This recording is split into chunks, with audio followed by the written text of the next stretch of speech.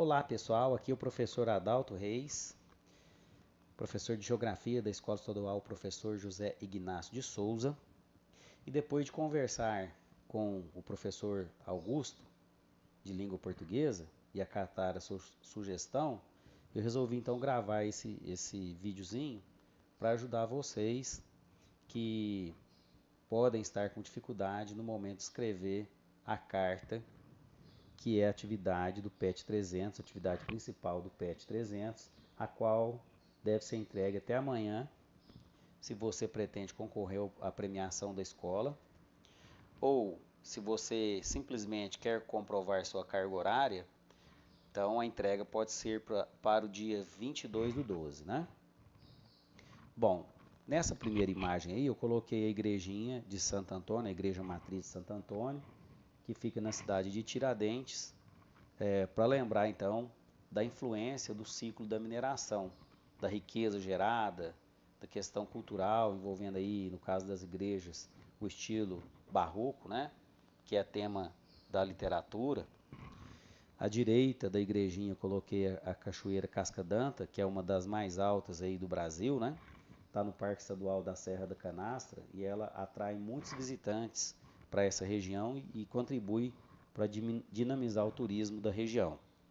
No canto inferior esquerdo está aí o quadrilátero ferrífero, mostrando novamente a influência da mineração em Minas Gerais, né? Hoje não, o foco não é tanto mais o minério de ouro, né? Mas o ferro, o níquel, o zinco, o nióbio, né? Que nessa região aí do quadrilátero ferrífero a gente encontra aí esses elementos químicos, esses minerais em grande parte. No canto inferior direito, a igrejinha da Pampulha, que é uma obra de Oscar Niemeyer, então a igrejinha da Pampulha, que fica na orla da Lagoa da Pampulha, em Belo Horizonte, nossa capital, né? Que foi a nossa primeira cidade planejada aqui da região sudeste. Então, a capital mineira, ela é uma cidade planejada. Foi construída pensando em ser capital, né? Pensada para ser capital do estado de Minas Gerais. Aí agora eu coloquei o mapinha 3D de Minas Gerais, então dá para a gente ver a riqueza do relevo, nós temos uma variação de formas muito grande, né? Lembrando que predomina os planaltos e nos planaltos então nós temos aí várias formações montanhosas. Se a gente olhar também no relevo, dá para ver a hidrografia. Então, no Triângulo Mineiro e a parte norte do Triângulo Mineiro, que divide com o estado de Goiás, nós temos o rio Paranaíba. E ao sul aí do Triângulo Mineiro, na nossa divisa, nós temos o Rio Grande, que divide Minas com São Paulo.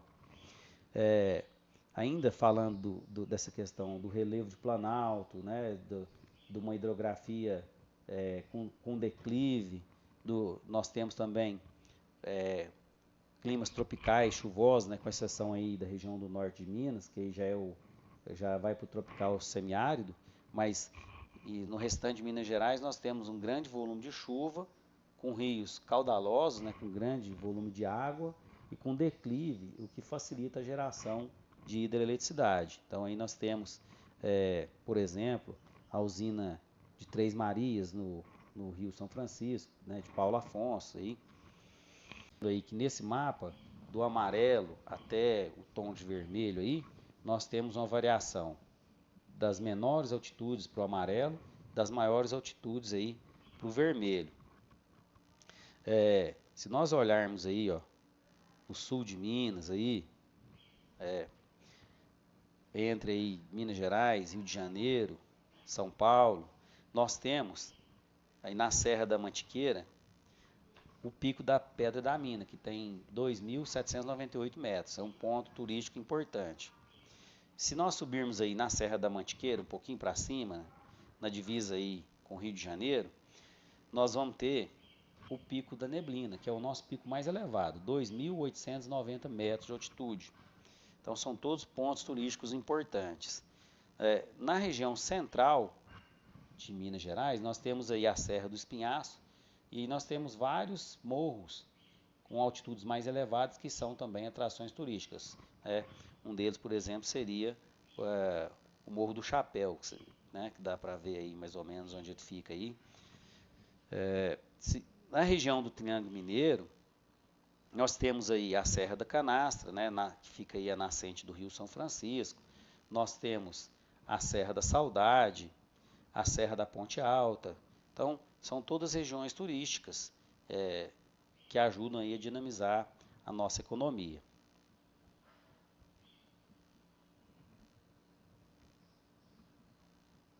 Na sequência, eu coloquei para vocês aí a nossa vegetação, que aí nós temos, nesse mapinha, dá para ver bem claro mesmo, né, de uma forma bem nítida, melhor dizendo, o tom aí, eu vou chamar de marrom, né, ou esse alaranjado mais escuro, nós temos a vegetação de cerrado, que é a vegetação que predomina, que tem na maior parte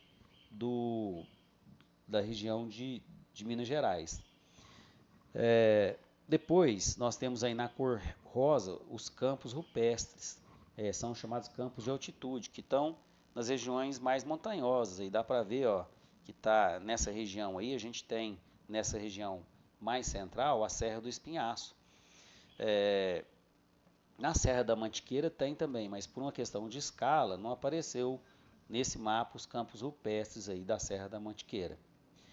Esse verde é a Mata Atlântica, olha só, grande concentração de vegetação de Mata Atlântica. Lembrando que essa vegetação aí ela foi quase que totalmente desmatada. Nós temos aí algo na casa dos 4 a 8% da vegetação de Mata Atlântica original preservada. E na região do norte de Minas, em função do clima ser mais seco, nós temos aí a vegetação de caatinga. Lembrando então que a cultura e a economia, elas se adequam a essa questão do espaço natural, a questão do clima, a questão do relevo, da paisagem. Então, que nós, seres humanos, aí, estamos interagindo com esses fatores naturais que nós temos. Aí, partindo agora para a questão econômica, né, aí eu coloquei as principais atividades, não em ordem de importância, né, mas as principais atividades econômicas que nós temos em Minas Gerais. Então, aí eu coloquei a agropecuária, a mineração, a indústria, a mineração, a hidroeletricidade. Então, dentro da indústria, né, eu estou lembrando vocês aí desses dois setores, da mineração e da hidroeletricidade, que são setores importantes. Não só esses setores, a gente tem a indústria automobilística muito forte aqui em Minas Gerais, né? O turismo, que eu já citei, a questão dos transportes. Minas Gerais é o estado que tem a maior malha rodoviária do Brasil, né? E também nós temos uma grande concentração de ferrovias.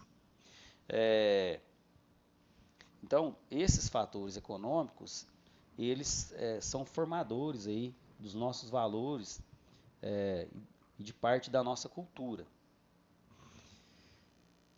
Aí, continuando o nosso raciocínio, eu coloquei aqui a questão cultural, né? Então, eu coloquei essas duas chargezinhas, né, que eu peguei da internet, que é a questão do nosso linguajar, né, que a gente fala o mineirês, né?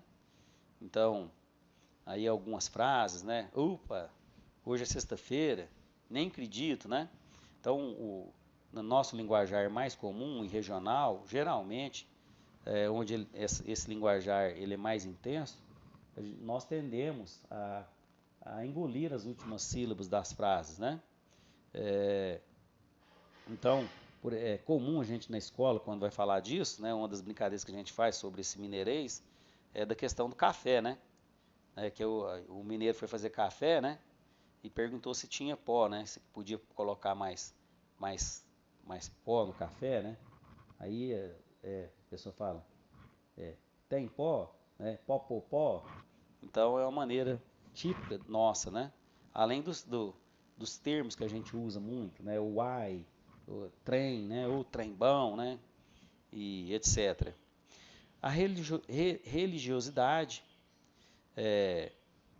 a religiosidade em Minas Gerais, ela é tão forte e está tão entranhada na nossa sociedade, né, que o jeito nosso de falar, por exemplo, a maneira como a gente lida com as pessoas, né, as relações políticas, toda essa questão, ela traz essa cultura da religiosidade, né?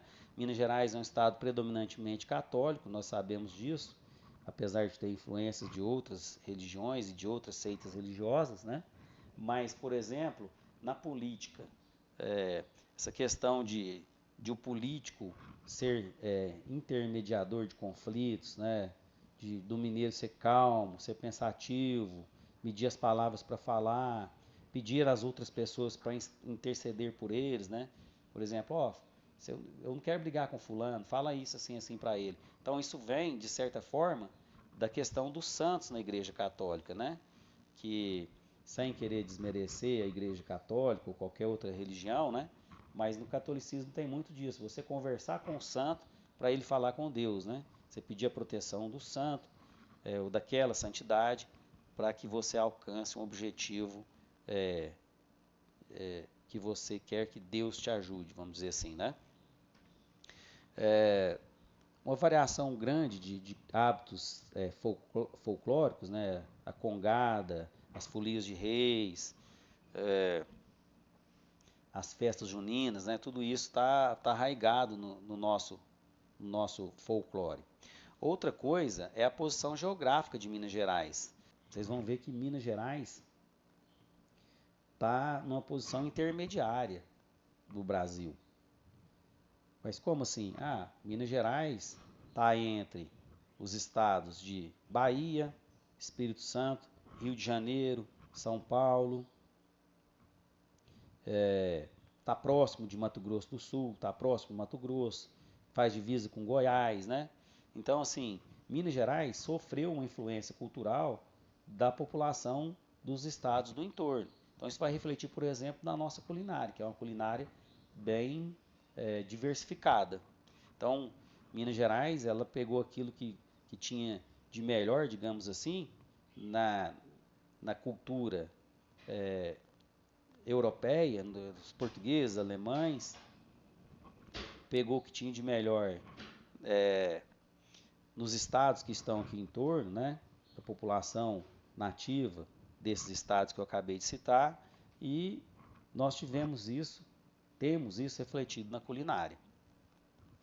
Então aí, se você dá uma olhadinha no mapa do Brasil, em Minas Gerais, dá para a gente perceber essa influência que Minas Gerais tem dos outros estados. Falando ainda da questão do Triângulo Mineiro, né, que voltando aqui para a nossa região. O Triângulo Mineiro, ele é uma região que, historicamente, até final do século XIX, início do século XX, o Triângulo Mineiro ele não tinha muito valor econômico para o Brasil, né? E voltando na história mais antiga, não tinha valor econômico para Portugal. Porque em Minas Gerais, os solos não eram propícios para a agricultura. Nossos solos são ácidos, né? O solo cerrado. Hoje a gente tem alta produtividade, mas com correção química do solo, com adubação, com calagem do solo, né? Então, esse processo de produção agrícola, ele começou em Minas Gerais depois da década de 50 do século XX. Então, até aí, o solo cerrado não tinha valor. Também em Minas Gerais não foi encontrado ouro, nem prata, nem pedras preciosas no primeiro momento. Então, não tinha interesse, por exemplo, para o ciclo da mineração. Não tinha interesse para nenhuma cultura, para nenhum ciclo, por exemplo, como o ciclo do café, ou do algodão, ou do pau-brasil, ou da borracha, né? Então, Minas Gerais ficou meio que deixado de lado. Aí eu coloquei aí essa frase, né, a importância de não nascer importante, que foi publicada no livro do Eduardo Galeano, que falava sobre a questão dos Estados Unidos, né, que também não nasceu importante, também já foi feita essa análise com relação ao Japão, por exemplo. Então, que o interesse do colonizador ele foi desviado dessas regiões, inclusive do Triângulo Mineiro. Então, quem estava aqui no Triângulo Mineiro teve mais liberdade para se desenvolver economicamente. E como a população daqui não conseguia produzir muita coisa, nós desenvolvemos uma cultura da troca, uma cultura do comércio, uma cultura da prestação de serviços, né? Que depois, a partir aí dos governos militares, com a construção das rodovias, um projeto de integração do Brasil, com a construção de Brasília, então Uberlândia e o Triângulo Mineiro passou a estar num local privilegiado, né?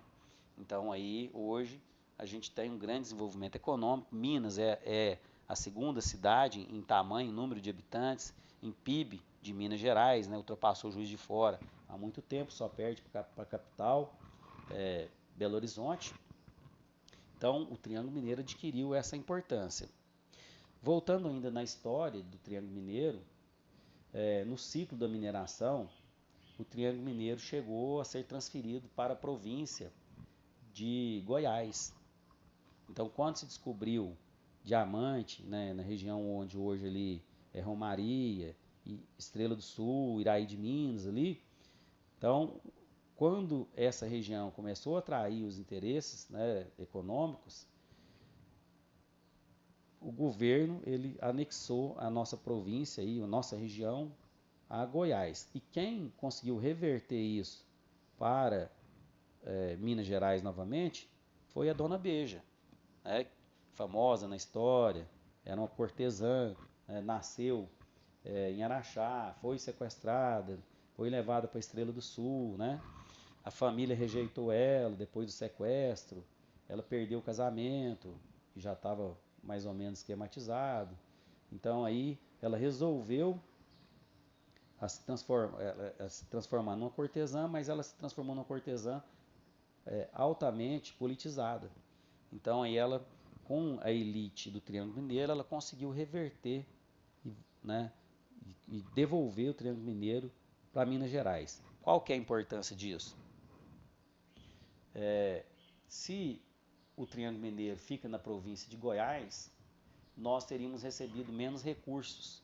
Então nós teríamos menos obras de infraestrutura, nós teríamos menos rodovias, nós teríamos menos escolas, nós teríamos menos hospitais e possivelmente nós seríamos hoje uma cidade bem menor, com deficiência de saneamento, com uma deficiência econômica muito maior, né? Então Uberlândia hoje tem 98% de saneamento básico, tem um IDH considerado IDH de país capitalista rico, né? É alto, dá acima de 800 o nosso IDH. Então, todos esses fatores aí que colocam o Triângulo Mineiro dentro de uma boa região, vem então dessa importância de Minas não ter saído de Goiás. Ah, mas como assim, professor? Goiás é rico hoje, né? Brasília está lá, mas Brasília foi construída a partir do governo Juscelino. Então, e os investimentos que vieram antes na história? Então, se não tivesse esses investimentos, a gente não teria se desenvolvido. Tá bom? Lembrando aí, a gente falou da Dona Beija. A Dona Beija morreu então em Estrela do Sul. Ela viveu mais de 20 anos, né? Por mais de 20 anos em Estrela do Sul. Escolheu Estrela do Sul para morrer. Ela não quis voltar para Araxá. Está sepultada numa praça pública de Estrela do Sul. Estrela do Sul é a cidade do Triângulo Mineiro que tem o maior número de casarões do período barroco, né? Tem lá a igreja de São Benedito, de Nossa Senhora do Rosário, que é a igreja dos pretos, né? Que dava apoio para a população negra durante o período da escravidão. E dentro dessa igreja tem um túnel que começa atrás do púlpito da igreja e que sai em uma cachoeira já distante da igreja, que era a rota de fuga para os negros. Então, os negros que fugiam e conseguiam entrar na cidade de Estrela do Sul, eles se escondiam na igreja, né, recebiam o abrigo dos padres, e aí os padres, juntamente com os negros, construíram esse túnel para dar fuga para esses escravos. E dali, então, eles iam para os quilombos que tinham ali perto. Então, ali perto de Estrela do Sul, tem algumas comunidades quilombolas, que vêm desse período aí do ciclo da mineração. Bom, pessoal, eu acho que do que eu falei para vocês, tem muitas ideias possíveis para que vocês consigam, então, escrever alguma coisa. eu e os demais professores, nós estamos aí disponíveis para tirar dúvidas, caso vocês tenham. Pode nos procurar no WhatsApp, pode nos procurar no aplicativo Conexão, tem alguns professores que só atendem por lá, né? Mas nós estamos aí disponíveis para ajudar vocês. Um abraço, tá?